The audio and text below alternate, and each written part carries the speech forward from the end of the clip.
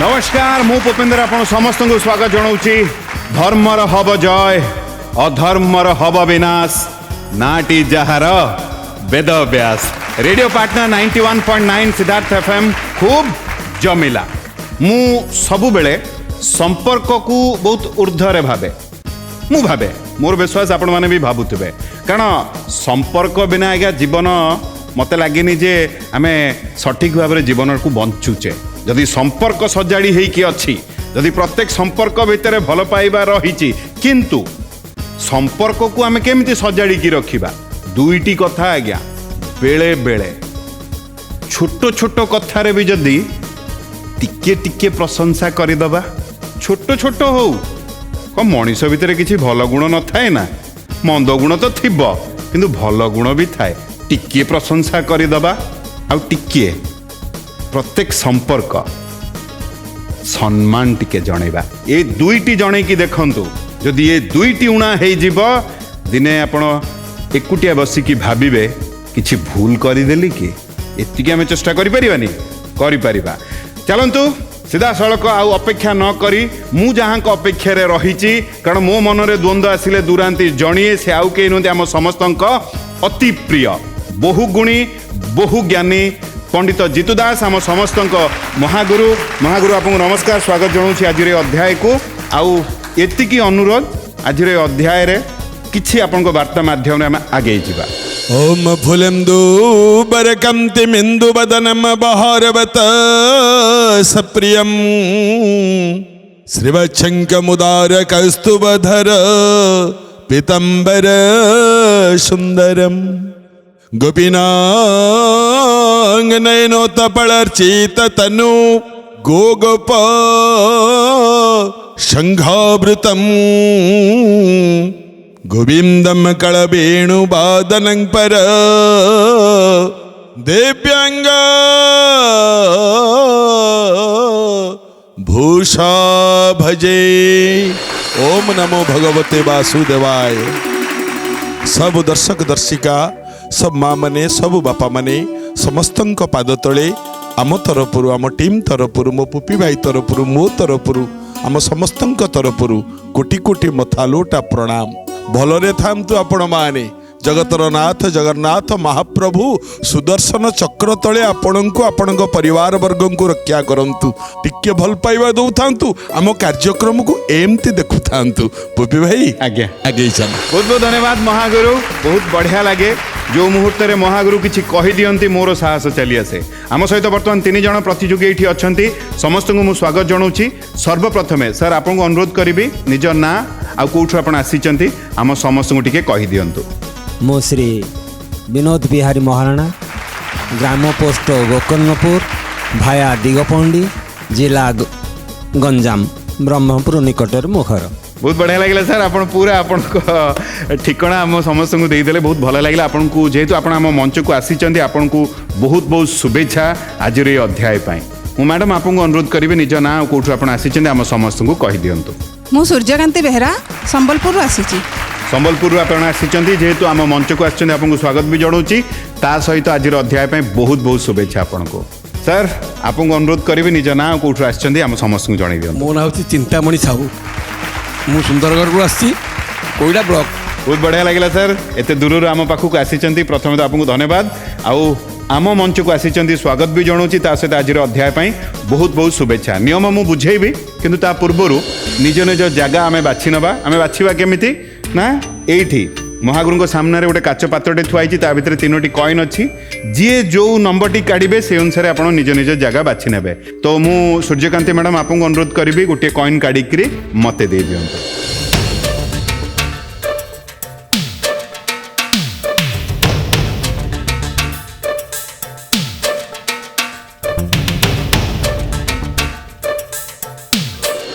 दुई नंबर माने आगु आप बाछि नहीं निज जगह को तो सूर्यकांति मैडम आप निज जगह को चली जातु बसी पड़ू 2 नंबर रे आप 2 नंबर बाछि नेले। तो मु चिंतामणि सर आपको अनुरोध करी आसिकी गोटे कॉइन मते काढ़ी दियंतु।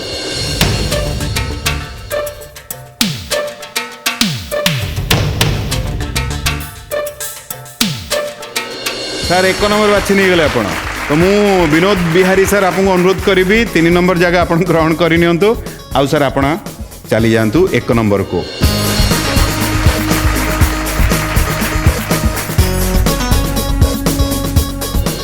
चिंतामणि सर जेहेतु 1 नंबर जगार आप बाछिकी जाकि पहुँची जाइंट तो नियम टिके बुझे दूची। सर्वप्रथम प्रश्न मु आपको पचारि जो आपको उत्तर भूल हम तापर प्रश्न मैडम को पाखक चली आसो। जदि आपन कोठी उत्तर भूल करेंगे सर आपन पाखक प्रश्न चली आसो।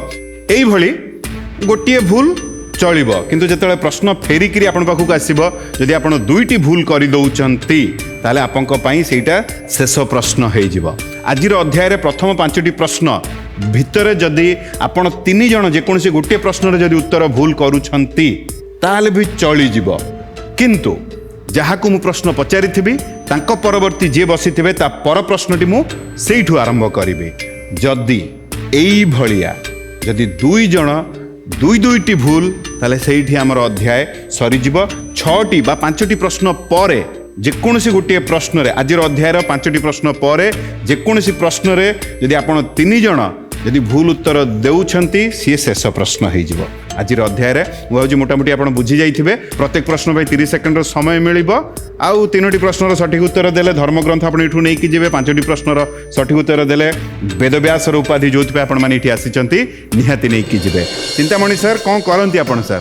ମୁଁ ବ୍ୟବସାୟ କରେ ଆଉ ପିଲାଟି ବେଳରୁ ମୋର କଳା ଉପରେ ମୋର ବେଶୀ ଧ୍ୟାନ। ମୁଁ ଛୋଟ ଛୁଆଟି ବେଳରୁ ପ୍ରାୟ 10 ବର୍ଷ ବେଳରୁ ନାମ କୀର୍ତ୍ତନରେ ଜଡ଼ିତ। सर जेहेतु आप एत कहले आज्ञा। बढ़िया हुआ जदि कीर्तन आमको समस्त शुणी दिंते बढ़िया लगता। आज्ञा आज्ञा आरंभ आज अध्यायटा से करवा। हरे कृष्ण कृष्ण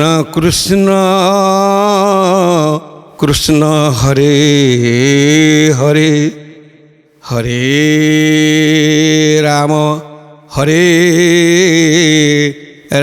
राम राम हरे हरे।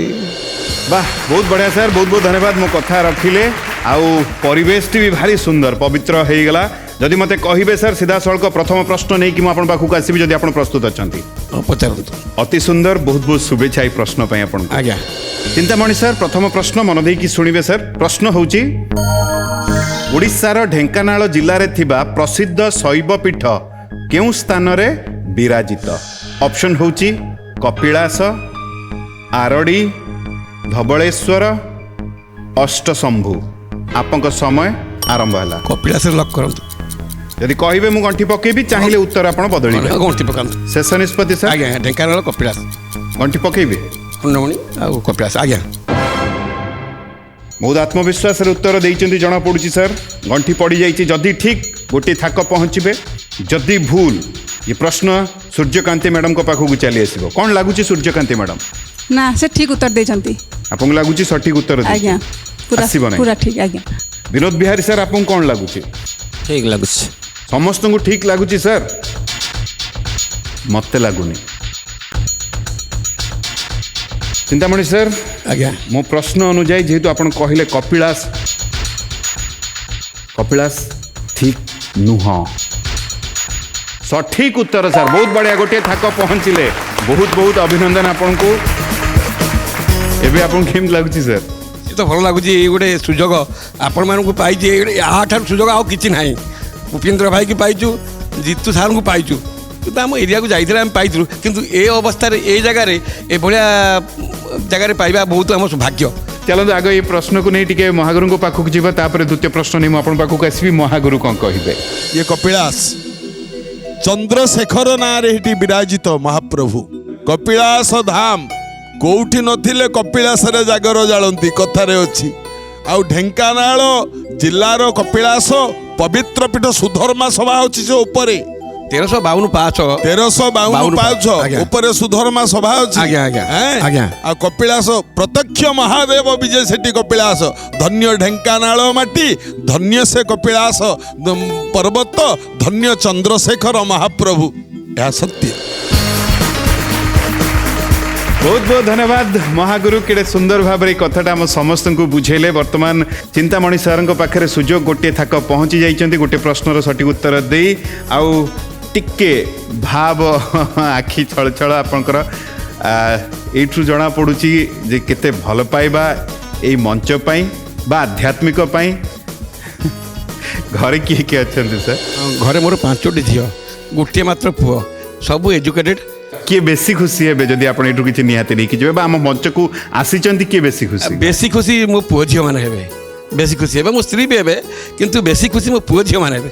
ବହୁତ ବଢ଼ିଆ ଲାଗୁଛି ସାର୍। ଆପଣ ବହୁତ ସୁନ୍ଦର ମଣିଷ, ହୃଦୟରୁ କଥା କୁହନ୍ତି, ଜଣାପଡ଼ୁଛି ଆପଣଙ୍କ କଥାରୁ।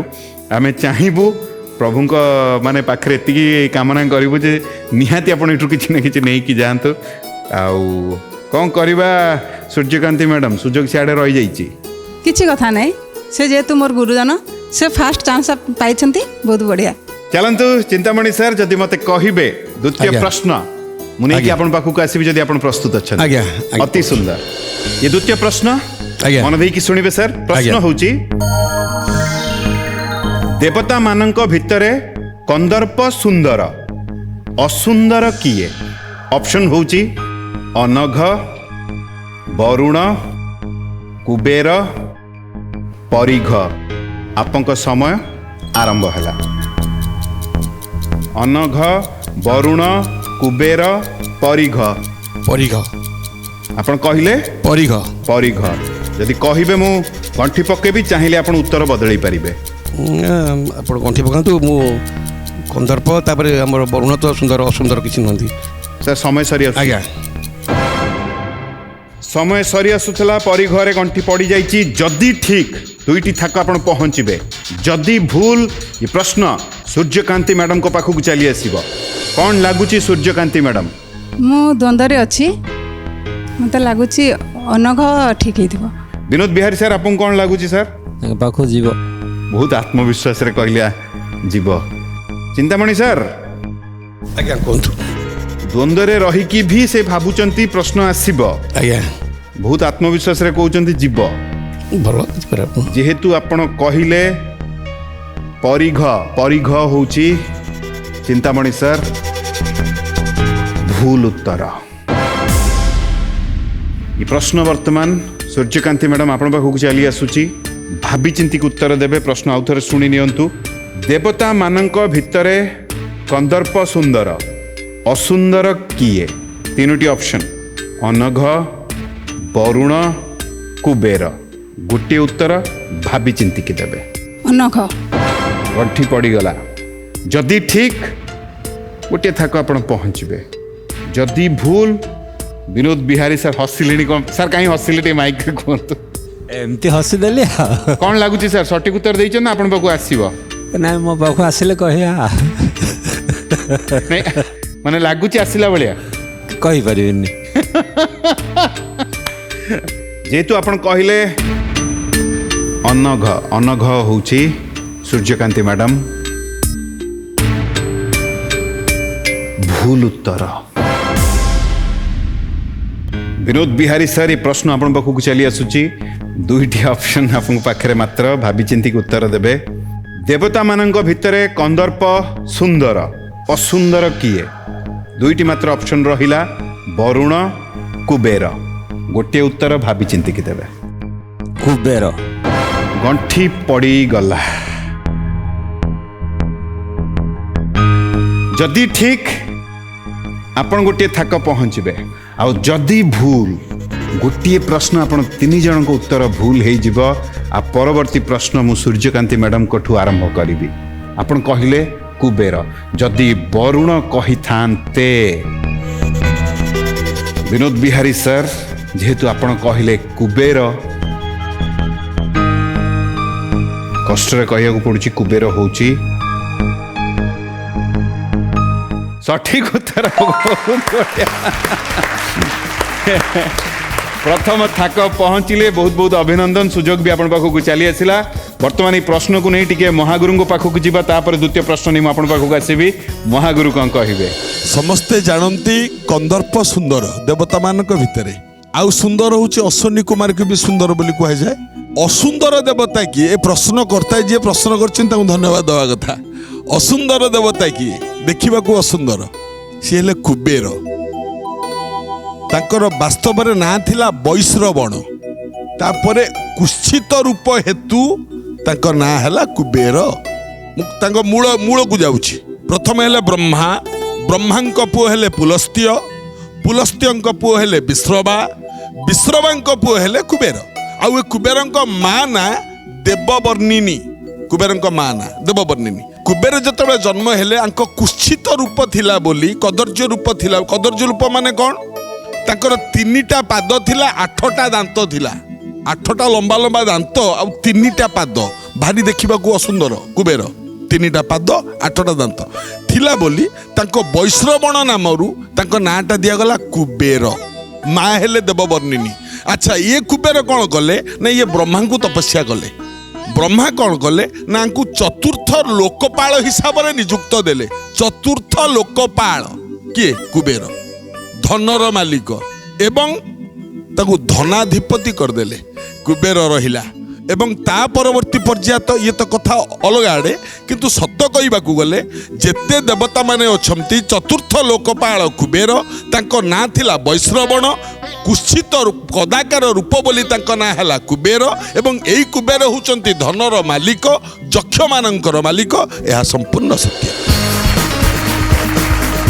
बहुत बहुत धन्यवाद महागुरु। ये तथ्यटी केड़े सुंदर भाव में आम समस्त को जनइले भारी बढ़िया लगे। बर्तमान सुजोग विनोद बिहारी सर पाखे रही सुजोग आसी सूर्यकांति मैडम को पाखक आउ सुजोग सियाड़ को चलीगला। कौन सूर्यकांति मैडम टिके आपण विषय जानिबा, आपण कौन करती? ମୁଁ ଜଣେ ଶିକ୍ଷୟିତ୍ରୀ। आउ घरे किए किए अच्छे? ଘରେ ମୋ ସ୍ୱାମୀ ଆଉ ଗୋଟେ ପୁଅ। आपन रुचि कौन कौन करे भल पाती? ସେମିତି ରୋଷେଇ ଯେତିକି ସମୟ ମିଳେ, କମ୍ ସମୟ, ମୁଁ ସେ ସମୟରେ କେମିତି ଘର ଲୋକଙ୍କୁ ଭଲ ଖାଇବାକୁ ଦେବି ସେଟା ମୋର ଟିକେ ବେଶୀ ପସନ୍ଦ। ये जो कागजटे कौन? ଆଜ୍ଞା, ଗୋଟେ କବିତା ଅଛି। माने आमको शुणिया पे आनी चंती ना नहीं की जीव? ଆଜ୍ଞା ଆଜ୍ଞା। शुणिया पे शुणै दियंतु, तापर प्रश्न आड़ को जीवा। ଧର୍ମର ହେବ ଜୟ, ପାପର ହେବ ବିନାଶ, ସିଦ୍ଧାର୍ଥ ଟିଭିର ଏହା ସୁନ୍ଦର ପ୍ରୟାସ, ପୁରାଣ ପୋଥିର ଏ ଯେ ଖେଳ ବେଦବ୍ୟାସ। ଠିକ୍ ଉତ୍ତର 3ଟି ଦେବ ଆଧ୍ୟାତ୍ମିକ ବହିଟି, 5ଟି ଉତ୍ତର ଠିକ୍ କହିଲେ ବେଦବ୍ୟାସ ହେବ ଏଠି ଭଲେ। ପ୍ରଥମ ଭୁଲରେ କ୍ଷମା, ଦ୍ୱିତୀୟ ଭୁଲରେ ନାହିଁ ଜମା, ଯାହାର 5ଟି ଉତ୍ତର ଠିକ୍ ହେବ ବେଦବ୍ୟାସ ଉପାଧି ପାଇ ଖେଳ ସରିଯିବ। 3 ଖେଳାଳି ଉତ୍ତର ହେଲେ ଭୁଲ, ଆଉ ଖେଳି ପାରିବେନି ବିଲକୁଲ। ଭୂପିନ୍ଦର ଭାଇଙ୍କର ହସ ବଢ଼ାଏ ଆତ୍ମବିଶ୍ୱାସ, ମହାପଣ୍ଡିତ ଜିତୁ ଦାସ ଶ୍ଲୋକ ବୁଝାଇ କରନ୍ତି ଅଜ୍ଞାନ ହ୍ରାସ। ପୁରାଣ ପୋଥିର ଜ୍ଞାନ ବିଜ୍ଞାନ ଆଲୋଚନା କରେ ଧୂଳିଣ, ଆଜି ମୁଁ ଏଠାରେ ଅଛି ରହି ମୋ ପୂର୍ବପୁରୁଷଙ୍କ ଆଶିଷ ପାଇ। କିଛି ଜ୍ଞାନ ନିଶ୍ଚୟ ହେବ, ଚେତନାରେ ସର୍ବଦା ରହିଯିବ। ଏହା ମୋର ଚେତନାରେ ସର୍ବଦା ରହିଯିବ। वाह, किड़े सुंदर लिखिं आपण, बहुत बढ़िया। एटा समय केते काढ़ी लिखिले, एते सुंदर आप लिखिले, भारी बढ़िया लगे। सत्तर बहुत बढ़िया लगा आपको, सत्तर बहुत बहुत हृदय धन्यवाद। बहुत बढ़िया लगे। चलते ए सीधा सड़क प्रश्न आड़ को जीवा। विनोद बिहारी सर जदि मते कहिबे द्वितीय प्रश्न नहीं मुझे पाखक आसबि, जदि आप प्रस्तुत अच्छा? आज्ञा। अति सुंदर सर। ये द्वितीय प्रश्न सर मन देकी शुणिबे। आज्ञा। प्रश्न होची, काल नेमी रावणर संपर्क रे कौन हेबे? ऑप्शन होची मामू, पुतुरा, भणजा, भिणोई। आपंक समय आरंभ हैला। काल नेमी रावणर संपर्क रे कौन हेबे? मामू, पुतुरा, भणजा, भिणोई। भणजा। समय चली सर, जदि कहिबे कंठी पकेबी भणजारे। पकाନ୍ତୁ। शेष निष्पत्ति। समय कम थिला सर, गंठी पड़ीगला। जदि ठीक 2टी थाक आप पहुँचे, जदि भूल ये प्रश्न चिंतामणि सर पाखक चली जाव। कौन लगुच चिंतामणि सर? भूल अच्छी ମୁଁ ଭାବୁଛି। भूल अच्छी बोली कहले आपण कहले भणजा। भणजारे गंठी पड़ी जाइए। विनोद बिहारी सर जेहेतु आपण कहले भणजा, भणजा होची भूल उत्तर। ये प्रश्न चिंतामणि सर आपण पाखक चली आसुची। ଆଜ୍ଞା। मु पुणी थे प्रश्न कहीदे। काल नेमी रावणर संपर्क रे कौन हेबे? 3टी ऑप्शन मामू, पुतुरा, भिणोई। गोटे उत्तर देबे, भाभी चिंतिकी देबे। मामू। गंठी पड़ीगला सर। जदि ठीक आपण 2टी थाक पहुँचे, ଆଜ୍ଞା। जदि भूल ये आपंक पई शेष प्रश्न हो। ହଉ ଠିକ୍ ଅଛି। ଯେହେତୁ ଆପଣ କହିଲେ ମାମୁଁ, ମୁଁ ତ ଚାହିଁବି ଇଏ ସଠିକ୍ ହେଇଯାଉ, ଦୁଇଟି ଥାକ ଆପଣ ପହଞ୍ଚି ଯାଆନ୍ତୁ। କ'ଣ ଲାଗୁଛି ସୂର୍ଯ୍ୟକାନ୍ତି ମ୍ୟାଡ଼ାମ୍? ମୁଁ ବି ଡାଉଟ୍ରେ ଅଛି। ଦ୍ୱନ୍ଦ୍ୱରେ ଅଛନ୍ତି। ମାମୁଁ ହେଉଛି ବିନୋଦ ବିହାରୀ ସାର୍। ସଠିକ୍ ଉତ୍ତର, ବହୁତ ବଢ଼ିଆ, ଦୁଇଟି ଥାକ ପହଞ୍ଚିଲେ, ବହୁତ ବହୁତ ଅଭିନନ୍ଦନ ଆପଣଙ୍କୁ। ବାଃ, এইভাবে স্থিতি ଥିଲା মতে মানে ମୁଁ ବି ଭୟ କରିଗଲି କାଳେ ଦ୍ୱିତୀୟ ଭୁଲ ନ ହେଇଯାଉ। ଏବେ କେମିତି ଲାଗୁଛି ସାର୍, ସୁଯୋଗ ପୁଣି ଆପଣ ପାଖକୁ ଆସିଲା? ମାନେ ଅନୁମାନ କରି କହିଦେଇଥିଲି, ତାର ଆକ୍ଷରିକ ଅର୍ଥ ମୁଁ ବୁଝିଲା ପରେ ମୁଁ ଏବେ ଅନୁଭବ କରୁଛି ଯେ ସାର୍ ଯାହା କହିଲେ ଏକଦମ ସଠିକ୍ ଉତ୍ତର। ଚାଲନ୍ତୁ ସାର୍, ବହୁତ ବଢ଼ିଆ। ଆଉ ସୁଯୋଗ ଚାଲି ଆସିଛି, ଦୁଇଟି ଥାକ ଆପଣ ପହଞ୍ଚି ଯାଇଛନ୍ତି। ଆଉ ପରବର୍ତ୍ତୀ ପ୍ରଶ୍ନ ଯଦି ମୁଁ ଆପଣଙ୍କୁ ପଚାରିବି, ସଠିକ୍ ଉତ୍ତର ଯଦି ଦେବେ, ଏଠୁ ନିହାତି ଧର୍ମଗ୍ରନ୍ଥ ଆପଣ ନେଇକି ଯିବେ। ଆଜ୍ଞା, ଯଦି ଈଶ୍ୱରଙ୍କର ବରାଦ ଥାଏ ତାହେଲେ ମୁଁ ନିଶ୍ଚିତ ନେବି। ଯଦି ଈଶ୍ୱରଙ୍କର ମୋ ପ୍ରତି ବରାଦ ନଥିବ ତାହେଲେ ମୁଁ କେବେ ନେଇପାରିବିନି, ଏଇଟା ସତ କଥା। ଏଇଟା ଚାଲନ୍ତୁ ଯଦି ମୋତେ କହିବେ ସାର୍, ତୃତୀୟ ପ୍ରଶ୍ନ ଧର୍ମଗ୍ରନ୍ଥ ପାଇଁ ପ୍ରଶ୍ନ ନେଇ ମୁଁ ଆପଣଙ୍କ ପାଖକୁ ଆସିବି, ଯଦି ଆପଣ ପ୍ରସ୍ତୁତ ଅଛନ୍ତି। ଆଜ୍ଞା କୁହନ୍ତୁ। ଅତି ସୁନ୍ଦର।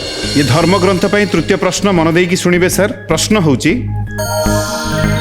ଅତିଥି ବୈଷ୍ଣବଙ୍କ ସେବା କରିବାକୁ କିଏ ନିଜ ସ୍ତ୍ରୀକୁ ପରପୁରୁଷ ପାଖକୁ ପଠାଉଥିଲେ? ଅପସନ୍ ହେଉଛି ରଘୁ ଅରକ୍ଷିତ, ଦାସିଆ ବାଉରୀ, ବନ୍ଧୁ ମହାନ୍ତି, ମାଧବାଚାର୍ଯ୍ୟ। ଆପଣଙ୍କ ସମୟ ଆରମ୍ଭ ହେଲା। ଅତିଥି ବୈଷ୍ଣବଙ୍କ ସେବା କରିବାକୁ କିଏ ନିଜ ସ୍ତ୍ରୀକୁ ପରପୁରୁଷ ପାଖକୁ ପଠାଉଥିଲେ? ରଘୁ ଅରକ୍ଷିତ, ଦାସିଆ ବାଉରୀ, ବନ୍ଧୁ ମହାନ୍ତି, ମାଧବାଚାର୍ଯ୍ୟ। ପ୍ରଥମ ଉତ୍ତରଟା ରଘୁ ଅରକ୍ଷିତ। ରଘୁ ଅରକ୍ଷିତ। ଯଦି କହିବେ, ସମୟ ସରି ଆସୁଛି ସାର୍, ଗଣ୍ଠି ପକେଇବି। ଆଜ୍ଞା ପକାନ୍ତୁ। ଆଉ ମୁଁ ସହ ଦ୍ୱନ୍ଦ୍ୱରେ କହୁଛି ରଘୁ ଅରକ୍ଷିତ।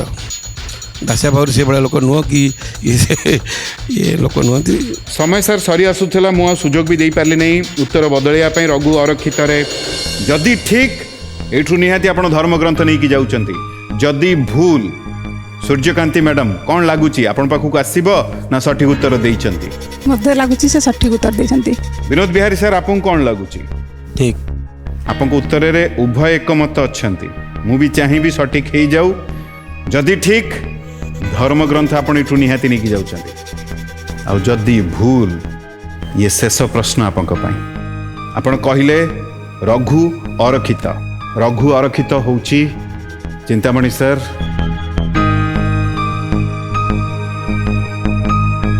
ସଠିକ୍ ଉତ୍ତର, ବହୁତ ବହୁତ ଅଭିନନ୍ଦନ। ଆପଣ ଏଠୁ ନିହାତି ଧର୍ମଗ୍ରନ୍ଥ ନେଇକି ଯାଉଛନ୍ତି। ବାଃ, ଅତି ସୁନ୍ଦର। ଚାଲନ୍ତୁ এই প্রশ্নକୁ ନେଇ ଟିକେ ମହାଗୁରୁଙ୍କ ପାଖକୁ ଯିବା, ତାପରେ ଚତୁର୍ଥ ପ୍ରଶ୍ନ ନେଇ ମୁଁ ଆପଣଙ୍କ ପାଖକୁ ଆସିବି। ମହାଗୁରୁ କ'ଣ କହିବେ?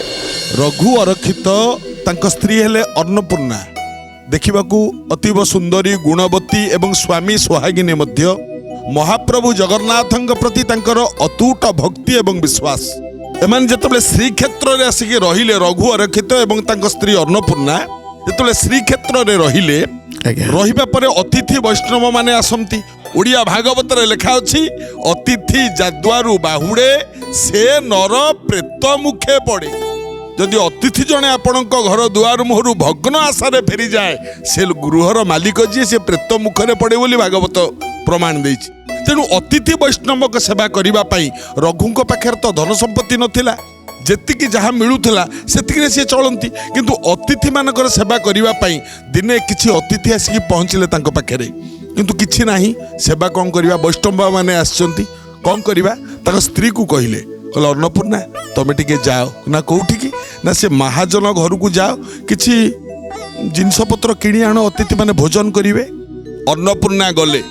ଯେତେବେଳେ ତାଙ୍କ ଦୋକାନକୁ ଯାଆନ୍ତି, ଦୋକାନରେ ସେତେବେଳେ ମହାଜନ ନଥିଲେ, ତାଙ୍କ ପୁଅ ଥିଲା ଦୋକାନରେ। ଇଏ ଯେତେବେଳେ ଯାଇ ପହଞ୍ଚନ୍ତି, ସେ ଦୋକାନୀର ପୁଅ ଅନ୍ନପୂର୍ଣ୍ଣାକୁ ଦେଖି କହିଲା କ'ଣ ନେବ ନା, ମୋତେ ଏଇ ଜିନିଷ ଦିଅ, ମୋର ସାଧୁମାନେ ଅଛନ୍ତି, ମୁଁ ଟିକେ ସେବା କରିବୁ, ଆମ ସ୍ୱାମୀ ସ୍ତ୍ରୀ ସେବା କରିବୁ, ମୋତେ ଏଇ ଜିନିଷ ଦିଅ। ଆଉ ମୋ ପାଖରେ ତ ଧନ ନାହିଁ, ମୁଁ ଲେଖିଦେଉଛି, ପରେ ଆସିକି ତମ ଧନ ମୁଁ ସୁଝିଦେବି। ଇଏ ମହାଜନର ପୁଅ କହିଲା ନାଇଁ, ତମେ ଆଉ ସୁଝିବା ଦରକାର ନାହିଁ କି ପରେ ଦବା ବି ଦରକାର ନାହିଁ। ତମେ ଯଦି ମୋ ପ୍ରସ୍ତାବରେ ରାଜି ହବ, ତାହେଲେ ମୁଁ ତମକୁ ସବୁ କିଛି ଦେଇଦେବି।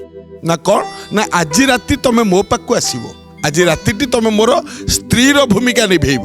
ତ ଅନ୍ନପୂର୍ଣ୍ଣା କହିଲା ଦେଖ, ତମେ ମୋତେ ଦବ କିଛି ଜିନିଷ, ଦବ ତା ବଦଳରେ ତମେ ମୋତେ ଚାହୁଁଛ, ଏଇଆ ତ? ଦୋକାନୀ ପୁଅଟି କହିଲା ହଁ ଏଇଠି ଅନ୍ନପୂର୍ଣ୍ଣା ଗୋଟିଏ ପଦ କହିଲା ଶୁଣ ଜୀବନ ଯୌବନ ମନ ପ୍ରାଣ ଧନ କିଣି ନେଇଛନ୍ତି ଜଣେ କିଣିଛନ୍ତି ତାଙ୍କୁ ନ ପଚାରି ତାଙ୍କ ସମ୍ପତ୍ତିକୁ କେଉଁ ପରି ଦେବି ଆନେ ତାଙ୍କୁ ନ ଜଣେଇକି ତାଙ୍କ ସମ୍ପତ୍ତି ମୁଁ ଆଉ ଜଣକୁ କେମିତି ଦେଇପାରିବି ତେଣୁ ମତେ ସୁଯୋଗ ଦିଅ ମୁଁ ପଚାରିକି ଆସେ ତ ପୁଣି ଫେରିଲା ରଘୁ ଅଛନ୍ତି ଘରେ ସ୍ୱାମୀ ପାଖରେ କହିଲା ଦୋକାନୀର ପୁଅ ଚାହୁଁଛି ମତେ ଚାହୁଁଛି ତା ପ୍ରତିବଦଳରେ କିଛି ଦବ କହୁଛି କ'ଣ କହୁଛ ତମେ ରଘୁ କହିଲେ ରଘୁ ଅରକ୍ଷିତ କହିଲେ ଶୁଣ ଯଦି ଅତିଥି ମାନଙ୍କର ସେବା ପାଇଁ ଆମ ପ୍ରାଣ ବି ଚାଲିଯାଏ ମଞ୍ଜୁର ଅନ୍ନପୂର୍ଣ୍ଣା ଆସିଲା କହିଲା ମୁଁ କଥା ଦଉଛି ଆଜି ରାତି ମୁଁ ତମ ପାଖକୁ ଆସିବି ଦେଖ ମତେ କିଛି ଜିନିଷ ଦିଅ ମୁଁ ସାଧୁମାନଙ୍କ ସେବା କରିବି ଆଣିକି ସବୁ ସାଧୁ ସନ୍ତଙ୍କୁ ଅକୁଣ୍ଠିତ ଚିତ୍ତରେ ସେବା କଲେ ଖାଦ୍ୟ ପେୟ ସବୁ କିଛି ଦବା ପରେ ସବୁ ବିଦା ହେଇଗଲା ପରେ ସନ୍ଧ୍ୟା ଯେତେବେଳେ ହେଇଗଲା ରଘୁ ଡାକିଲା କହିଲା ଅନ୍ନପୂର୍ଣ୍ଣା ମତେ ଯେମିତି ଭଲ ପାଅ ଆଜି ରାତିଟା ତାକୁ ମଧ୍ୟ ସ୍ୱାମୀ ବୋଲି ଭାବି ସେତିକି ଭଲ ପାଇବ ଯାଅ କାରଣ ସିଏ ଆମକୁ ରକ୍ଷା କରିଛନ୍ତି ଯାଅ ଅନ୍ନପୂର୍ଣ୍ଣାକୁ ନେଇ ଯେତେବେଳେ ଛାଡ଼ିଦିଏ ଯାଇ ଘରେ ଯେତେବେଳେ ବସି ଯାଇଛି ଅନ୍ନପୂର୍ଣ୍ଣା ଆସିକି ପହଞ୍ଚି ଯାଇଛି ମହାଜନର ପୁଅ ରଘୁ ବସିଛି ଦୁଆର ମୁହଁରେ ସ୍ୱାମୀ ବସିଛି ଦୁଆର ମୁହଁରେ ଯାଅ ଭିତରେ ଅନ୍ନପୂର୍ଣ୍ଣା ଭିତରେ ଅଛି ଯାଅ ମହାଜନ ପୁଅ ଆସି ପହଞ୍ଚିଛି ଯେତେବେଳେ କବାଟଟା ଖୋଲିକି ଚାହିଁ ଦେଇଛି ସେ ଅନ୍ନପୂର୍ଣ୍ଣାକୁ ପଲଙ୍କ ଉପରେ ବସିଛି ଅନ୍ନପୂର୍ଣ୍ଣା ଆଉ କ'ଣ ଶଙ୍ଖ ଚକ୍ର ଗଦା ପଦ୍ମ ଚାରିଭୁଜ ପ୍ରଭୁ ଧରିଛନ୍ତି କୋଳେ ଅନେଇ ଦେଲା ମହାପ୍ରଭୁ ଜଗନ୍ନାଥ ନିଜେ ଅନ୍ନପୂର୍ଣ୍ଣାକୁ କୋଳରେ ଧରିଛନ୍ତି ମା ମୋ ମା ମୋର ଭୁଲ ହେଇଗଲା ଲୋ ମା କହିକି ପଡ଼ିଗଲା ପାଦ ତଳେ ମହାଜନର ପୁଅ ଆଉ ଜଗନ୍ନାଥ ମହାପ୍ରଭୁ ନାହାନ୍ତି ଶଙ୍ଖ ଚକ୍ର ଗଦା ପଦ୍ମ ନାହିଁ କି ଚାରି ଭୁଜ ନାହିଁ ଯେତେବେଳେ କାନ୍ଦି କାନ୍ଦି ପଡ଼ିଯାଇଛି ଗୋଡ଼ ତଳେ ରଘୁ ଅରକ୍ଷିତ ଦୌଡ଼ି ଆସିକି ପଚାରିଲେ ହେ ଅନ୍ନପୂର୍ଣ୍ଣା କିଛି ଅସୁବିଧା କଲୁ କି କାନ୍ଦୁଛନ୍ତି କାହିଁକି ମହାଜନ ପୁଅ ଆରେ ଆଜି ରାତି ପାଇଁ ତୁ ତା ସ୍ତ୍ରୀ ତାଙ୍କ ମନରେ ଦୁଃଖ ଦବୁନି ତତେ ମନା କରିଥିଲି ଆଘାତ ଦବୁନି ମନା କରିଥିଲି ନା କାହିଁକି ସିଏ କାନ୍ଦିଲେ ମହାଜନ ପୁଅ କାହିଁକି କାନ୍ଦିଲା ଅନ୍ନପୂର୍ଣ୍ଣା କହୁଛି ମୁଁ ଜାଣିନି ଆରେ କାହିଁକି କାନ୍ଦୁଛ କୁହ ତ ଉଠି ପଡ଼ି ମହାଜନ ପୁଅ କହୁଛି ମୋର ବଡ଼ ଭୁଲ ହେଇଯାଇଛି ବହୁତ ବଡ଼ ଭୁଲ ହେଇଯାଇଛି ସତୀ ମା ମୋର ମୋ ମା ମୋ ପାଟିରୁ କାହିଁକି ଏ ଶବ୍ଦ ବାହାରିଲା କାହିଁକି ଏ କଥା ବାହାରିଲା ହେ କାଳିଆ ଶାନ୍ତ ମୋତେ କ୍ଷମା କରିଦିଅ ଇଏ ହେଉଛନ୍ତି ସେଇ ରଘୁ ଅରକ୍ଷିତ ଇଏ ତାଙ୍କ ସ୍ତ୍ରୀ ସେଇ ଅନ୍ନପୂର୍ଣ୍ଣା ଇଏ ସେଇ ମହାଜନର ପୁଅ ଏ କଥା ଦାଢ଼୍ୟତା ଭକ୍ତିରେ ଅଛି ଏହା ସମ୍ପୂର୍ଣ୍ଣ ସତ୍ୟ ବହୁତ ବହୁତ ଧନ୍ୟବାଦ ମହାଗୁରୁ କେଡ଼େ ସୁନ୍ଦର ଭାବରେ ଏ ତଥ୍ୟ ଏ କଥା ଆମ ସମସ୍ତଙ୍କୁ ଆପଣ ବୁଝେଇଲେ ସେଇଥିପାଇଁ ଆପଣଙ୍କୁ ଅଶେଷ ଧନ୍ୟବାଦ ଆଉ ଏଇଠି ସୁଯୋଗ ବର୍ତ୍ତମାନ ଚିନ୍ତାମଣି ସାର୍ ତିନୋଟି ପ୍ରଶ୍ନର ସଠିକ ଉତ୍ତର ଦେଇ ଆପଣ ନିହାତି ଏଠୁ ଧର୍ମଗ୍ରନ୍ଥ ନେଇକି ଯାଉଛନ୍ତି ଆଜ୍ଞା ଯେମିତି କହିଲେ ଆପଣଙ୍କ ପିଲା ଛୁଆ ଝିଅ ପୁଅ ସମସ୍ତେ ବହୁତ ଖୁସି ହେବେ ଆପଣ ଆସିଥିଲେ ଆଉ କୋଉଠି ନା କୋଉଠି ମୁଁ ଭାବୁଛି ଆପଣ ବି ବହୁତ ଖୁସି ଥିବେ ଏବେ ଆଜ୍ଞା ମୁଁ ଏତେ ବାଟ ସୁନ୍ଦରଗଡ଼ରୁ ଆସିବାର ମୋର ସାର୍ଥକ ହେଇଯାଇଛି ଚାଲନ୍ତୁ ଯଦି ମୋତେ କହିବେ ସାର୍ ଯେଉଁ ପରିବେଶଟି ବର୍ତ୍ତମାନ ତିଆରି ହେଇଛି ଅତି ସୁନ୍ଦର ଭାରି ବଢ଼ିଆ ଆଉ ଯଦି ମୋତେ କହିବେ ଚତୁର୍ଥ ପ୍ରଶ୍ନ ନେଇ ମୁଁ ଆପଣଙ୍କ ପାଖକୁ ଆସିବି ଯଦି ଆପଣ ପ୍ରସ୍ତୁତ ଅଛନ୍ତି ଆଜ୍ଞା ଆସନ୍ତୁ ଅତି ସୁନ୍ଦର ସାର୍ ଏ ଚତୁର୍ଥ ପ୍ରଶ୍ନ ମନ ଦେଇକି ଶୁଣିବେ ସାର୍ ଆଜ୍ଞା ପ୍ରଶ୍ନ ହେଉଛି କର୍ଣ୍ଣ ଅର୍ଜୁନଙ୍କୁ ବଧ କରିବାକୁ ଯେଉଁ ଅସ୍ତ୍ର ରଖିଥିଲେ ତାହାକୁ କିଏ ଦେଇଥିଲେ ଅପସନ୍ ହେଉଛି ଇନ୍ଦ୍ର ଶିବ ସୂର୍ଯ୍ୟ ଯମ ଆପଣଙ୍କ ସମୟ ଆରମ୍ଭ ହେଲା ଇନ୍ଦ୍ର ସମୟ ଅଛି ସାର୍ ଯଦି ଚାହିଁବେ ନା ଇନ୍ଦ୍ର ଶେଷ ନିଷ୍ପତ୍ତି ଆତ୍ମବିଶ୍ୱାସରେ ଉତ୍ତର ଦେଇଛନ୍ତି ସାର୍ ମୁଁ ବିଶ୍ୱାସ ସହିତ କହୁଛି ଇନ୍ଦ୍ର ଆସିକିରି ମାୟା ରୂପରେ ଛଦ୍ମବେଶରେ ଆସିକି ତାଙ୍କ ପାଖରୁ ସେ ଅସ୍ତ୍ର ନେଇଯାଇଥିଲେ ଗଣ୍ଠି ପକେଇବି ସାର୍ ଆଜ୍ଞା ଗଣ୍ଠି ପଡ଼ିଗଲା ସାର୍ ଯଦି ଠିକ୍ 4ଟି ଥାକ ଆପଣ ପହଞ୍ଚିବେ ଯଦି ଭୁଲ ଏ ପ୍ରଶ୍ନ ସୂର୍ଯ୍ୟକାନ୍ତି ମ୍ୟାଡ଼ାମଙ୍କ ପାଖକୁ ଚାଲି ଆସିବ କ'ଣ ଲାଗୁଛି ସୂର୍ଯ୍ୟକାନ୍ତି ମ୍ୟାଡ଼ାମ ସଠିକ ଉତ୍ତର ବିନୋଦ ବିହାରୀ ସାର୍ ଆପଣଙ୍କୁ କ'ଣ ଲାଗୁଛି ଦ୍ୱନ୍ଦ୍ୱରେ ଅଛନ୍ତି ସାର୍ ଆପଣ କ'ଣ କରନ୍ତି ଟିକେ ଆପଣଙ୍କ ବିଷୟରେ ଟିକେ ଜାଣିବା ମୁଁ ଜଣେ ରିଟାୟାର୍ଡ ପଶୁ ଡାକ୍ତର ଆଉ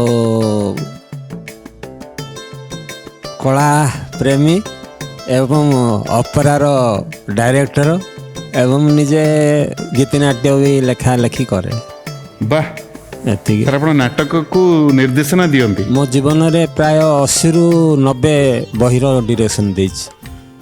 ଆପଣଙ୍କର କେଉଁଝରରେ ମଧ୍ୟ ମୁଁ ଅପେରା କରିଛି। ସେତେବେଳେ କି ଯେତେବେଳେ କେଉଁଝର ଚିତ୍ରାଳୟ ନଥାଏ କଟକରୁ ନେଇକି କରିଛି। 1980 ମସିହା କଥା କହୁଛି। ବହୁ ଗୁଣୀ ଲୋକ ସାର୍ ଆପଣ, ବହୁ ଜ୍ଞାନୀ ବି ଆପଣ, ବଢ଼ିଆ ଲାଗୁଛି ସାର୍। ସାର୍ କିଛି ଆମକୁ ଆଜି ଶୁଣେଇ ଦିଅନ୍ତୁ, ଆସିଛନ୍ତି ଆପଣଙ୍କ ବିଷୟରେ କଳା ଅଛି ମାନେ ନିହାତି ଗୋଟେ କ'ଣ ଗୋଟେ ଆମକୁ ଶୁଣାନ୍ତୁ ସାର୍। ଆଜ୍ଞା, ତାପରେ ସଠିକ୍ ଉତ୍ତର ଦେଇଛନ୍ତି ନା ନାହିଁ ଜାଣିବା, ମୁଁ ଆଉ ସୁଯୋଗ ଛାଡ଼ିବିନି। ଇଏ ହେଉଛି କୋଣାର୍କ ଗୀତିନାଟ୍ୟର ମୋ ନିଜ ଲେଖାର। ତାପରେ ବିଶୁ ମହାରଣା ଯେତେବେଳେ ଯାଇଥିଲେ କାମ ପାଇଁ ମନ୍ଦିରକୁ, ବିଶୁ ମହାରଣାର ପୁଅ କରିଥିଲେ। ବଡ଼ ହେଲା ପରେ ସେ ଯାଏ ବାପାଙ୍କୁ ଖୋଜିବାକୁ ଯାଉଛି, ତାପରେ ମୋର ଗୋଟେ ଗୀତ। କୁହ ଭାଇ ମୋତେ ଅର୍କ ମନ୍ଦିର କେଉଁଠି ହେ, କୁହ ଭାଇ ମୋତେ ପିତାଙ୍କୁ ଖୋଜିବା ପାଇଁ ଆସିଅଛି ମୁହିଁ ଧାଇଁ, ପିତାଙ୍କୁ ଖୋଜିବା ପାଇଁ ଆସିଅଛି ମୁହିଁ ଧାଇଁ, କୁହ ଭାଇ ମୋତେ ଅର୍କ ମନ୍ଦିର କେଉଁଠି ହେ, କୁହ ଭାଇ ମୋତେ। ଆଚ୍ଛା ବାପ, ତୋ ନାଁ ଏବଂ ତୋ ପିତାଙ୍କ ନାମ କ'ଣ? କହୁଛି ଆଜ୍ଞା। ଧର୍ମପଦ ନାମ ମୋର, ବରକୋଳି ଯେ ଆମର। ଧର୍ମପଦ ନାମ ମୋର, ବରକୋଳି ଯେ ଆମର। ବିଶୁ ମହାରଣା ଜାଣ, ପିତାଙ୍କର ନାମ ହେ, କୁହ ଭାଇ ମୋତେ ଅର୍କ ମନ୍ଦିର କେଉଁଠି ହେ, କୁହ ଭାଇ ମୋତେ। ବହୁତ ବଢ଼ିଆ ଲାଗିଲା। ବାଃ, ଜଣେ କଳାକାର ଆମ ପାଖରେ ଅଛନ୍ତି, ଆମେ ଜାଣିପାରିଲୁ ନା, ବହୁତ ଡେରିରେ ଜାଣିଲୁ। ଏବେ ଯେହେତୁ ପ୍ରଶ୍ନଟି ଆମେ ପଚାରିଥିଲୁ ଚିନ୍ତାମଣି ସାର୍ଙ୍କୁ, ଆଉ ପ୍ରଶ୍ନ ଥିଲା ଚତୁର୍ଥ ପ୍ରଶ୍ନ ଥିଲା କର୍ଣ୍ଣ ଅର୍ଜୁନଙ୍କୁ ବଧ କରିବାକୁ ଯେଉଁ ଅସ୍ତ୍ର ରଖିଥିଲେ ତାହାକୁ କିଏ ଦେଇଥିଲେ? ଆପଣ କହିଲେ ଇନ୍ଦ୍ର। ଶୁଣିବାଟା ଭୁଲ ହେଇଗଲା, ସେଇଟା ଆଉ ତ କହିସାରିଲେଣି, ଆଉ କିଛି ନାହିଁ, ସେଇଟା ଭୁଲ ତ କରିଦେଇଛି, ଆଉ କ'ଣ କହିବି। ଚାଲନ୍ତୁ, ଆପଣ ନିଜେ ବି କହିସାରିଲେଣି, କିନ୍ତୁ ଆପଣଙ୍କ ଉତ୍ତର ଇନ୍ଦ୍ର। ଗଣ୍ଠି ପଡ଼ିଯାଇଛି। ଏବେ କେଉଁଠି ନା କେଉଁଠି ସମୟ ମିଳିଲା ଆମେ ଟିକେ ବିନୋଦ ବିହାରୀ ସାର୍ଙ୍କ ପାଖକୁ ଗଲୁ। ଆଉ ସୂର୍ଯ୍ୟକାନ୍ତି ମ୍ୟାଡ଼ାମ୍, ଆପଣ ବି ଏକମତ ଥିଲେ ଇନ୍ଦ୍ରରେ? ଆଜ୍ଞା। ନା, ଯେହେତୁ ସିଏ ତାଙ୍କ ମନ ଟିକେ ବଦଳଉଛନ୍ତି, ଆପଣଙ୍କ ମନ ବଦଳୁଛି? ନା ନା, ଇନ୍ଦ୍ର ଠିକ୍ ଅଛି। ଆପଣଙ୍କୁ ଲାଗୁଛି ଇନ୍ଦ୍ର ଠିକ୍ ଅଛି? ହଉ, ମୁଁ ତ ଚାହିଁବି ଠିକ୍ ହଉ। ଏବେ ଆପଣ କହୁଛନ୍ତି ଯେ ସୂର୍ଯ୍ୟ କହିଥାନ୍ତି କିନ୍ତୁ ଇନ୍ଦ୍ର କହିଦେଇଛି। ଇନ୍ଦ୍ର ମୁଁ ଜାଣିଥିଲି, ଇନ୍ଦ୍ର ଆସିକି ସେ ସରଟି ନେଇଯାଇଥିଲେ, ନହେଲେ ଅର୍ଜୁନ ବଧ ହେଇଥାନ୍ତେ। ତାକୁ ଇଏ ଇନ୍ଦ୍ର ଆସି ନେଇଯାଇଥିଲେ। ସେ ଇନ୍ଦ୍ର ପୁତ୍ର ହେଉଛନ୍ତି ଅର୍ଜୁନ, ଆଉ କର୍ଣ୍ଣଙ୍କ ବାପା ହେଉଛନ୍ତି ସୂର୍ଯ୍ୟ, ସୂର୍ଯ୍ୟପୁତ୍ର ହେଉଛନ୍ତି କର୍ଣ୍ଣ। ଆଉ ସେଟା କହିଦେଇଛି, ଯାହା ହେଇଛି, ଆଉ ଭିତରେ କ'ଣ ଅଛି। ଚାଲନ୍ତୁ ସାର୍, କିନ୍ତୁ ଧର୍ମଗ୍ରନ୍ଥ ଆପଣ ଏଠୁ ନିହାତି ନେଇକି ଯାଉଛନ୍ତି। ଯେହେତୁ ଆପଣ କହିଲେ ଇନ୍ଦ୍ର ହେଉଛି ସାର୍, କଷ୍ଟରେ କହିବାକୁ ପଡ଼ୁଛି, ଚିନ୍ତାମଣି ସାର୍ ସଠିକ୍ ଉତ୍ତର। ବହୁତ ଅଭିନନ୍ଦନ ଆପଣଙ୍କୁ। ଇନ୍ଦ୍ର ହେଉଛି ସାର୍ ସଠିକ୍ ଉତ୍ତର। ଚାଲନ୍ତୁ, ଏଇ କଥାକୁ ନେଇ ଟିକେ ମହାଗୁରୁଙ୍କ ପାଖକୁ ଯିବା, ତାପରେ ମୁଁ ମହାଗୁରୁଙ୍କ ପାଖରେ ଦ୍ୱନ୍ଦ୍ୱ ମୋର ଟିକେ ଥିଲା, ଦ୍ୱନ୍ଦ୍ୱଟା ଟିକେ ଦୂର କରିଦେବେ ମହାଗୁରୁ। ଆଜ୍ଞା, ଚାଲନ୍ତୁ, ମହାଗୁରୁ କ'ଣ କହିବେ ପ୍ରଶ୍ନକୁ ନେଇ? ସୂର୍ଯ୍ୟଙ୍କ ପୁତ୍ର ହେଲେ କର୍ଣ୍ଣ, ଆଜ୍ଞା। ଅର୍ଜୁନଙ୍କ ପିତା ହେଲେ ଇନ୍ଦ୍ର, ହଁ। କର୍ଣ୍ଣଙ୍କ ପିତା ହେଲେ ସୂର୍ଯ୍ୟ, ଅର୍ଜୁନଙ୍କ ପିତା କିଏ? ଇନ୍ଦ୍ର, ଆଜ୍ଞା। ଇନ୍ଦ୍ର କ'ଣ କଲେ ନା କର୍ଣ୍ଣଙ୍କ ପାଖରୁ କବଚ କୁଣ୍ଡଳ ସତ୍ୟ କରିକି ମାଗି ନେଇଗଲେ। ହଁ, ଯୋଉଟା କି କର୍ଣ୍ଣଙ୍କୁ ଅଜେୟ ଏବଂ ଅପରାଜେୟ ରଖିଥାନ୍ତା। ଯୋଉ କବଚ କୁଣ୍ଡଳ, ତାକୁ ଛଦ୍ମବେଶରେ ଇନ୍ଦ୍ର ଆସି ମୋ ପୁଅ ଅର୍ଜୁନର କେମିତି ମଙ୍ଗଳ ହବ ବୋଲି ଭାବି, କାହିଁକିନା କର୍ଣ୍ଣ ପାଖରେ ଇଏ ରହିଲେ ଅସୁବିଧା ହବ ଅର୍ଜୁନ ପାଇଁ ନା, ଆଜ୍ଞା। ତେଣୁକରି ମାଗିକି ନେଇଗଲେ। ଯଦି ମାଗିକି ନେଇଗଲେ, ନେଇଯିବା ପରେ ସୂର୍ଯ୍ୟଙ୍କ ମନ ଦୁଃଖ ହେଲା, କହିଲେ ଆରେ କବଚ କୁଣ୍ଡଳ ମୁଁ ଦେଇଥିଲି କିନ୍ତୁ ଇନ୍ଦ୍ର ନେଇଗଲେ। କାହିଁକିନା ସୂର୍ଯ୍ୟ ଦେଇଥିଲା ନା କର୍ଣ୍ଣଙ୍କୁ କବଚ କୁଣ୍ଡଳ, ଅକ୍ଷୟ କବଚ କୁଣ୍ଡଳ।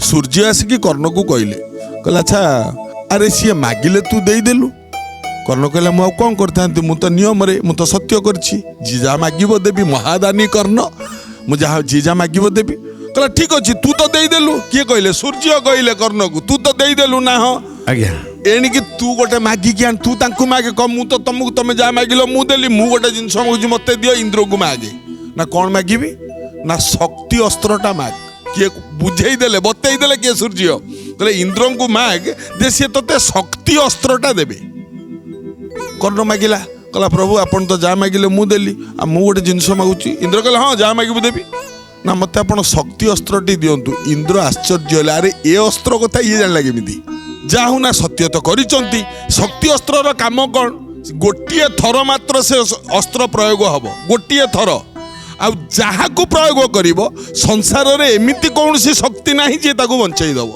से अस्त्र सी जहाँ को मारिब सी मरिबाटा निश्चित से निश्चित ही मरिब तेणु से अस्त्रटी को सूर्य कहते मागिदे बोली मागि आणला जदि मागि आणले कर्ण आनिबा परे इंद्र दे देले अस्त्र आनिबा परे कर्ण ताको साइतिक रखिला का पाई कर्णଙ୍କ ଜୀବନରେ ଗୋଟିଏ ଶତ୍ରୁ ନା କର୍ଣ୍ଣଙ୍କର ଅର୍ଜୁନ ଏ ଅସ୍ତ୍ରଟିକି କର୍ଣ୍ଣ ସାଇତିକି ରଖିଲେ ଯେବେ ମୋର ଅର୍ଜୁନଙ୍କ ସହିତ ଯୁଦ୍ଧ ହବ ମୁଁ ଏଇ ଅସ୍ତ୍ରଟା ଅର୍ଜୁନକୁ ମାରିବି ଏବଂ ଭଗବାନ କୃଷ୍ଣ ବି ଜାଣିଛନ୍ତି ଏ ଅସ୍ତ୍ରଟା ଅଛି କର୍ଣ୍ଣ ପାଖରେ ଆଉ ଏ ଅସ୍ତ୍ର ଥିବା ପର୍ଯ୍ୟନ୍ତ ଅର୍ଜୁନ କେବେ ଦେବା ପାରିବନି ଏଇଥିପାଇଁ ଘଟୋତ୍କଚର ଲୀଳା ଗୋଟେ ଆରମ୍ଭ କଲେ କିଏ କୃଷ୍ଣ बुझीगला ना मन घटोत्कच लीलाटी आरंभ कले कहीं ना ये एडे भयंकर उत्पात कला घटोत्कच से पर्यंत कर्ण अर्जुन का सामना सामनी है ता भितर पशिगला घटोत्कच एते उत्पात कला भीमपुत्र घटोत्कच ताकू न मारिले सी समस्त को मारदब ध्वंस घर द्वारा सब ध्वंस करदेला कौन करबा दुर्योधन कहला अरे अनौचु कौन कर्ण कहला ना ये अस्त्रटी मु रखी अर्जुन को कहला अरे आज सीना बंचिले काली के अर्जुन कथा बुझीबा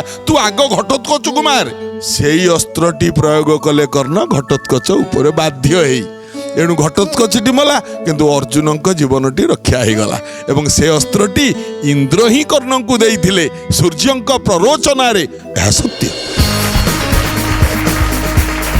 बहुत बहुत धन्यवाद महागुरु केड़े सुंदर भाव कथाटा आम समस्त को बुझेले बहुत बढ़िया लगिला बहुत सुंदर स्थिति रे वर्तमान चिंतामणि सर चारोटी प्रश्नर सठी उत्तर देई चारोटी थाक पहुंची जाइछंती गोटिए प्रश्न दूर रे वर्तमान वेद व्यास उपाधि केम लागुची सर भल तो निश्चित लगे शेष प्रश्न उत्तर सदी सठिक दे पारि ताल बहुत मुझे खुशी हो चलते बेसी अपेक्षा न करी जदि मते कहिबे सीधा सड़क पंचम प्रश्न वेद व्यास उपाधि प्रश्न नहीं आपन पाखु आसुची आज्ञा प्रस्तुत आज्ञा आ एई प्रश्न पे आपन को बहुत बहुत शुभेच्छा सर आज्ञा ये पंचम प्रश्न मन देई की सुनिबे प्रश्न होउची एरका बन्न केउ धातुरु सृष्टि ऑप्शन होउची लुहा तंबा पितल सुना आपको समय आरंभ हैला एरका बन्न केउ धातुरु सृष्टि लुहा तंबा पितल सुना तंबा जदि कहिबे मु गंठी पकेबी चाहिए आपण उत्तर बदली पारिबे गंठी पकांतु शेष निष्पत्ति आज्ञा गंठी पकेबी आज्ञा तंबारे गंठी पड़ीगला जदि ठीक वेदव्यास उपाधि आपण एठू नहीं की जाउछंती आज्ञा आउ जदि भूल ये आपंकर शेष प्रश्न हो जीव आज्ञा आत्मविश्वास उत्तर देइछन सर ईश्वर जहाँ मत निर्देश दूसरी मुझे कहूँ अच्छा तेणु भूल हो पारे सठिक मुझे कहीपर अवश्य ईश्वर जहाँ निर्देश है मुझे कहली आज्ञा कौन लगुच सूर्यकांति मैडम भूल अच्छी सूर्यकांति मैडम कहते आपन को उत्तर भूल अच्छी जेहेतु आपन कहले तंबा तंबा होउची कष्ट रे कहियो को पड़ुची सर चिंतामणि सर भूल उत्तर आउ आपण पाखक प्रश्न आगु को जीव नहीं किंतु अति चमत्कार भाव में आपण एठी खेली आज प्राय प्रश्नर सठिक उत्तर देइछंती अभिज्ञता ना मुझे गोटे अनुमान करके कहली सत कथा यही प्रश्न नहीं कि सूर्यकांति मैडम आपण पाखक आसुची ये आपन प्रथम प्रश्न हो मन देकी उत्तर देबे एरका बन्न केउ धातुरु सृष्टि आपन मात्र तीनोटी ऑप्शन लुहा पित्तल सुना गोटे उत्तर भाभी चिंतिकी देबे लुहा गंठी पड़ीगला जदि ठीक गोटे थाक आपण पहुँचे जदि भूल ये शेष प्रश्न हो अध्याय किंतु आपको उत्तर आम ग्रहण करूँ कौन लगुच सर जहाँ उत्तर देते विनोद बिहारी सर लुहा कहले आपको कौन लगुच द्वंद्व अच्छी सूर्यकांति मैडम आपको उत्तर को आसवा आप कहले लुहा जदि ठीक गोटे थाक आप पहुँचे जेहेतु आप कहले लुहा लुहा होची सठिक उत्तर हाँ? सठिक उत्तर सठिक उत्तर, बहुत बढ़िया। पेटर सार बंधा होता बहुत बहुत अभिनंदन आपको गोटे थाक आप पहुँचे चलते प्रश्न को नहीं टिके महागुरु पाखक जावा तापर मु आपन पाखक आसबि द्वितीय प्रश्न सी जानिचंती उत्तर भी जानिचंती आ कहले न मध्य सांबकु नारी वेश करी लौह मूसल गर्भे भरी एहार गर्भे अछि बाळ अपूर्व लौहर मूसल अभिशाप दिया आइतला ए जो लुहाटा को भीम नहीं की घसीला समुद्र में घसी घसी छोट कर पकाट देते माछ गिड़ी माछ गिड़ला घसीबा परे लुहा को जो बिंदु बिंदु है कि ता भितर जो लुहा गुंड गुड़िक बाहरिला ए लुहा गुंडरू सृष्टि होता एरकार बन ता कहती एरका बन या भागवतर मध्य एक कथा अच्छी यह संपूर्ण सत्य बहुत बहुत धन्यवाद महागुरु केड़े सुंदर भाव कथाटा आम समस्त को बुझेले सुजोग वर्तमान सूर्यकांति मैडम को पाखक चली आसी गोटे प्रश्नर सठिक उत्तर दी गोटे थाक पहुंची जाइए जदि मते कहिबे सीधा सड़क द्वितीय प्रश्न नहीं आपन पाखक आसबि जदि आपन प्रस्तुत अच्छी आज्ञा अति सुंदर द्वितीय प्रश्न मन देकी शुणिबे प्रश्न होची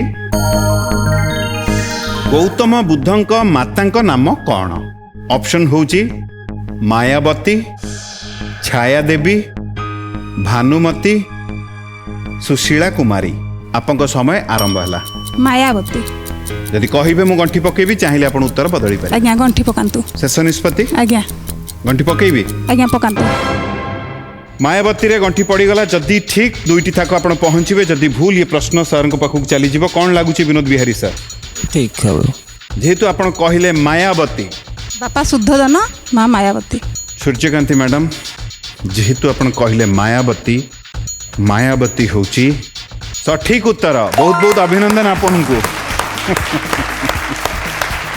एबे केम लागुची दुईटी प्रश्नर सठिक उत्तर दे सारे आज्ञा खुशी लगुच सूर्यकांति मैडम जदि मते कहिबे धर्म ग्रंथ पई तृतीय प्रश्न नहीं आपण पाखक आसीबि जदि आपण प्रस्तुत अछन आज्ञा अति सुंदर ये धर्म ग्रंथ पई प्रश्न तृतीय प्रश्न मन देकी शुणिबे प्रश्न होची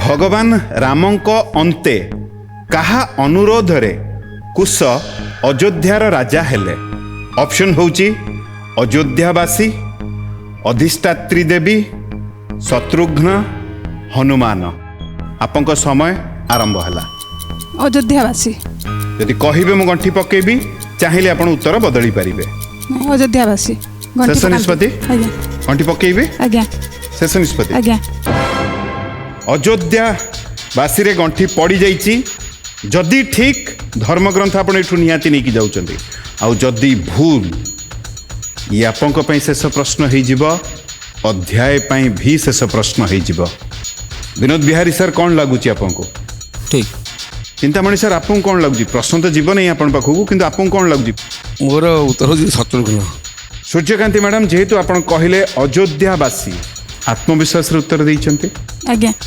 आपन सहित एकमत अच्छा विनोद बिहारी सर किंतु कोठी ना कोठी चिंतामणि सर बोध हुए एकमत नहांती जेहेतु आपण कहले अयोध्यावासी होची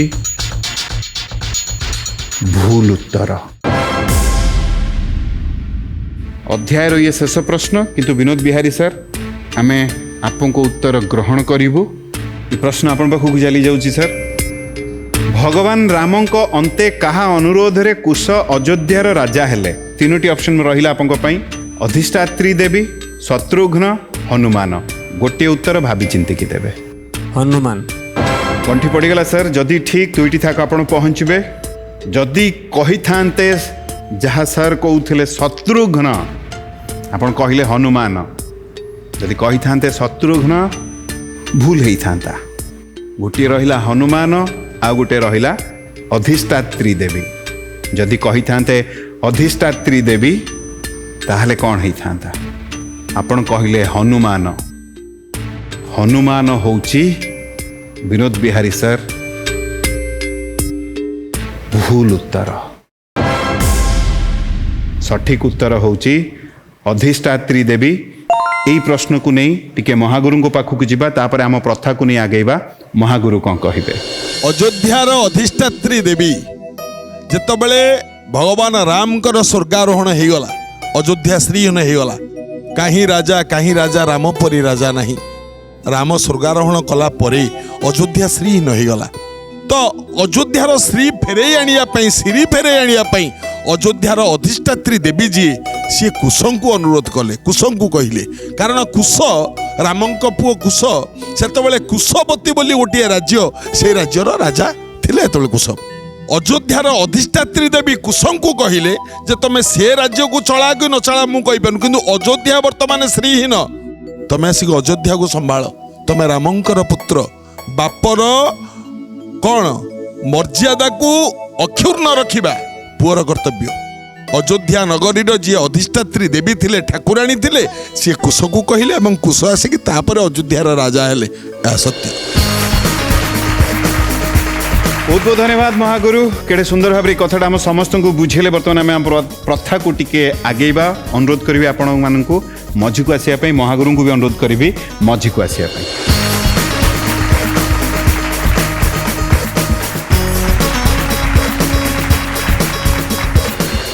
बहुत बढ़िया, बहुत बहुत अभिनंदन सर आपन को। आउ चिंतामणि सर अनुरोध करी जेहेतु आप धर्मग्रंथ नहीं जाऊँच महागुरु को हाथ ग्रहण करनियंतु। आसतु।